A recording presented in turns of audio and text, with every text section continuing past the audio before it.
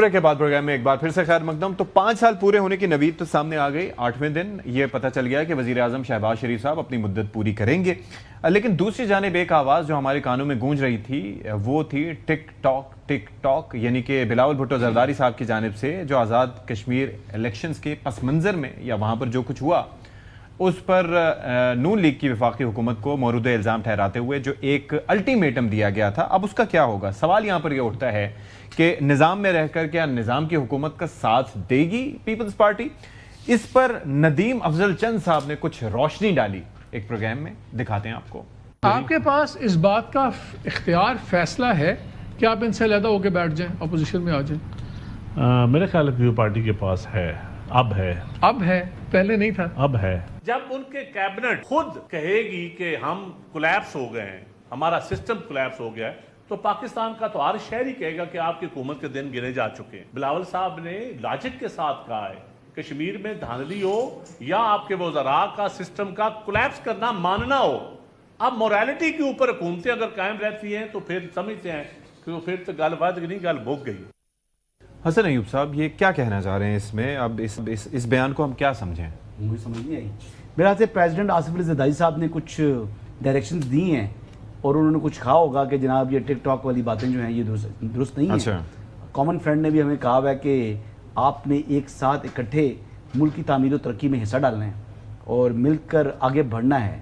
तो मेरे ख्याल से इसी तनाजुर के अंदर नदीम अफजल चंद साहब ने भी अब हालात को किसी तरीके से ठंडा करने की कोशिश की है। और एक जानिब तो वो कह रहे हैं कि गल बद गई और दूसरी जानिब वो कह रहे हैं कि अब हमारे पास इख्तियार आ गया है कि हुकूमत से अलग बैठ जाए। देखो वो कोई तरीकाकार होता है ना बात से निकलने का, वरना अभी तक कौमी असम्बली सेक्रेटेरिएट में या सेनेट सेक्रेटेरिएट में उनकी जानिब से अब आ चुकी होती क्या नाम है दरखास्तें, एप्लीकेशन आ चुकी होती हैं कि भाई हमें हिज़्ब इख्तिलाफ की नशिस्तें दी जाएं। देखिए कौमी असम्बली के अंदर तो हुकूमत के पास अक़दरी अक्सरियत है, लेकिन सेनेट ऑफ पाकिस्तान के पास तो अगर आज हुकूमत साइड पर हो जाए, पीपल्स पार्टी साइड पर हो जाए तो मेरे ख्याल से अक्सरियत की जगह मिनॉरिटी में आ जाएगी हुकूमत।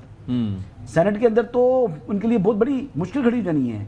लेकिन क्योंकि कॉमन फ्रंट है, क्योंकि इस वक्त दोनों जमातों का इकट्ठा रहना मुल्क की मुफाद के अंदर है, मुल्क में सियासी इस्तेकाम के लिए, मुल्क की मुफाद के लिए इनका इकट्ठा रहना नागुज़ीर है, सो लिहाजा पीपल्स पार्टी हिज़्ब इख्तिलाफ के बेंचेस पर नहीं जा रही। अब जो इतनी स्ट्रॉन्ग पोजीशन ली हुई है उससे वापसी के आहिस्ता आहिस्ता यानी वफाक की सतह पर आसिफ अली जरदारी साहब president Pakistan calling the shots जो है ना। शुक्र है वो उसी बात पे आ रहा है। पहले चौधरी साहब पे आ जाऊं। मैं पहले ये आप निपटाना चाह रहे हैं, पहले निपटाना चाह रहे हैं, इसी तरह चले ना आहिस्ता आहिस्ता चले, कोई मसला है। प्रॉब्लम ये है कि आहिस्ता आहिस्ता आगे बढ़ेंगे।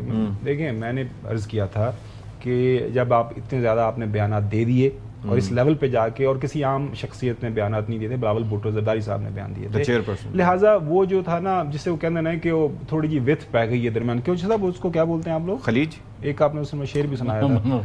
अच्छा तो वो अब ये मामला जो है अब आहिस्ता आहिस्ता इसने बढ़ना है। पाकिस्तान पीपल्स पार्टी की प्रिंसिपल पोजीशन पहले दिन से ये है कि हमने इस हुकूमत के साथ इनको जो साथ दे रहे हैं वो सिर्फ इसलिए दे रहे हैं कि सिस्टम ये चले, ये सिस्टम है ये इसको आगे चलते रहना चाहिए। और हम इस हुकूमत के किसी फैसले को ओन नहीं करेंगे।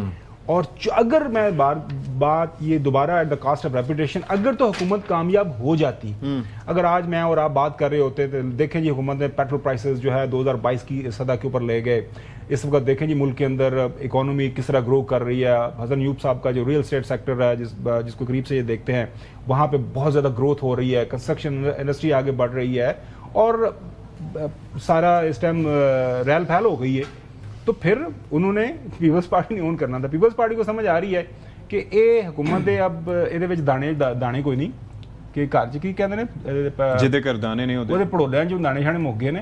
आप हर गुजरते दिन के साथ इनके ऊपर क्रिटिसिज्म बढ़ना है और इसलिए अब हमें इनके साथ नहीं रहना। वो अलहदा हो जाए, अलहदा बेंचेस पे बैठ जाए, बस मामला तो आगे बढ़ेगा। आप कहते हैं कि आसिफ अली जरदारी साहब जो हैं वो तो सिस्टम का हिस्सा हैं और गवर्नमेंट को हर हालत में कायम रखना चाहते हैं।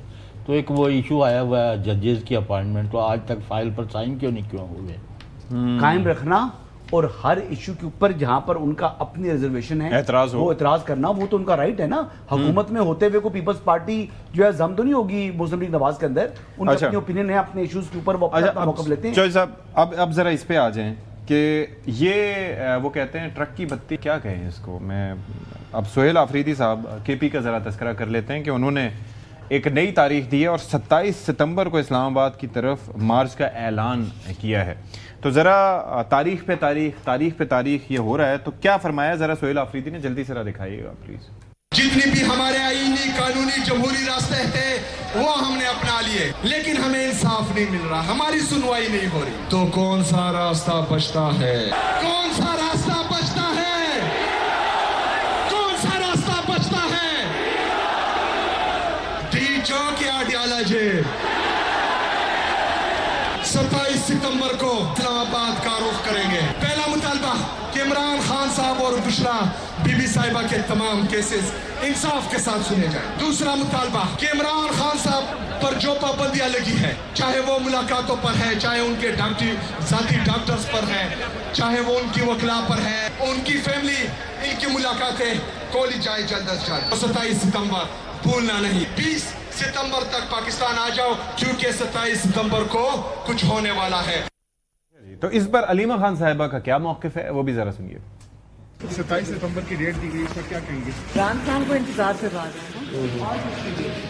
ہمیں تو سمجھ آئی آپ سے میڈم کو مشاورت نہیں کی گئی تھی اس حوالے سے ڈسکس کرتے ہیں. چوہے صاحب کیا کر رہے ہیں سہیل آفریدی، یہ ایک کے بعد تاریخ، پھر اگلی تاریخ، پھر اگلی تو تاریخ. آپ نے کل ان کا اتنی پورے ملک میں جو طول و عرض میں انہوں نے پروٹیسٹ کیے ہیں، جلوس جلسے کیے ہیں، تو ان کو اگنور کر سکتے ہیں آپ. Party was very much there, very active. اور یہ دیکھیں نا، ابھی پہلا ایک ڈپارچر ہوا ہے کہ وہ کہہ رہے تھے شفا انٹرنیشنل میں ٹریٹمنٹ ہونا چاہیے. تو وہ پہلی ڈپارچر یہ ہوا ہے کہ وہاں لے کے گئے دانت کے علاج کے لیے. تو اس کا مطلب ہے کچھ فرق تو کہیں پڑا ہے نا. آنکھ کا تو ابھی تک نہیں ہوا تھا. کیوں جی، یہ ہے خبر ٹھیک ہے یا نہیں ہے؟ میرے نالج میں نہیں ہے خبر ایسی. وہ تو علیمہ خان کا بیان چل رہا تھا. اچھا چلیں، وہ ہو گیا ہوگا. لیکن مجھے خاور صاحب آپ ہی ذرا سمجھا دیں کہ یہ سہیل خان آفریدی صاحب یہ کوئی ٹرک کی بتی کے پیچھے لگا رہے ہیں یا کوئی میتھڈ کے ساتھ چل رہے ہیں گزشتہ کافی عرصے سے جو تحریکیں چلا رہے ہیں؟ اپیرنٹلی یہ ٹرک کی بتی کے علاوہ کوئی چیز بات سمجھ میں نہیں آ رہی. جس طرح وہ آپ نے بیان سنایا نا علیمہ خان صاحبہ کا، وہ کہہ رہی ہیں کہ ہمیں سمجھ نہیں آئی، ہمیں سمجھ نہیں آئی کس کو انتظار کہ مطلب 27 سپٹمبر تک کیوں ڈیٹ دی گئی ہے. لیکن وہ جسے کہتے ہیں نا کہ سیاسی اسیسمنٹ ہی کی جا سکتی ہے کہ دیر از سم تھنگ. اگر کچھ چیزیں ہیں، فرض کریں اجزائی صاحب نے یہ کہا ہوا ہے کہ مجھے تھوڑا سا ٹائم چاہیے، میں حکومت سے بات کر رہا ہوں. دیکھیں، ایک تو 3-4 جو ڈیمانڈز کی ہیں حکومت کے لیے وہ پورا کرنا میرے خیال میں کوئی مسئلہ نہیں ہے. اگر حسن ایوب صاحب چاہیں گے، وہ یہ ہے کہ ان کا علاج ہو جائے. باقی یہ ہے کہ فری اینڈ فیئر ان کا جو ٹرائل ہو جائے سارا کچھ. تو وہ انہوں نے کیا ہے. انہوں نے یہ نہیں کہا ہم حکومت کو ہٹانے آئے ہیں، ہم کچھ ہوگا، کچھ بھی ہو جائے. اس طرح کی بات کر رہے ہیں. جی حسن صاحب، دیکھیں یہ جو بات ہے کہ عامر ڈوگر صاحب کی اور ڈاکٹر طارق فضل چودھری صاحب کی اسپیکر چیمبر میں ملاقات ہوئی ہے میرے خیال سے آج، اور وہ یہی کہہ رہی ہیں کہ جی آپ مذاکرات کے لیے بیٹھیں، سجیدہ ہیں. تو بات یہ ہے کہ مذاکرات ہو جائیں تو بہتر ہے. سہیل آفریدی نے موب جسٹس کے ذریعے عمران خان کی رہائی کے لیے تو نہیں آ رہے نا، وہ نہ ہی وہ رہائی ہو سکتی ہے. رہائی کا تو ماورائے عدالت صرف ایک ہی طریقہ ہے کہ صدر مملکت سے یعنی معافی کی جو ہے نا رحم کی اپیل کریں، معافی مانگیں، درخواست کریں کہ جی معاف کر دیا جائے، جرم ہوا ہے لیکن ہمیں معافی دی جائے. تو صدر آپ کو پتہ ہے بڑے دل کے مالک ہیں، وہ معافی دے دیں تو الگ بات ہے. اس کے علاوہ ماورائے عدالت کوئی طریقہ کار نہیں ہے عمران خان صاحب کی رہائی کے لیے. کارپیٹ تو ریڈ کارپیٹ نہیں لے کے جانا کسی جگہ تے جڑا تو اس پہ نہ لے کے کیس ہو. نہیں، وہ عمران خان صاحب کے لیے جو ہے نا وہ اب مشکلات بہت بڑھ چکی ہیں نا. ایک مقدمہ ہے نہیں، 2 مقدمات ہیں. ویسے ادھر فیصلہ سپریم کورٹ کا فیصلہ تھا، یا بھی یہاں پہ سپریم کورٹ تک نہیں بات. 190 ملین پاؤنڈ والا کیس جو ہے نا، اس میں کسی قسم کی کوئی معافی نہیں ہے انٹل کہ انلیس پریزیڈنشیل پارڈن ہو.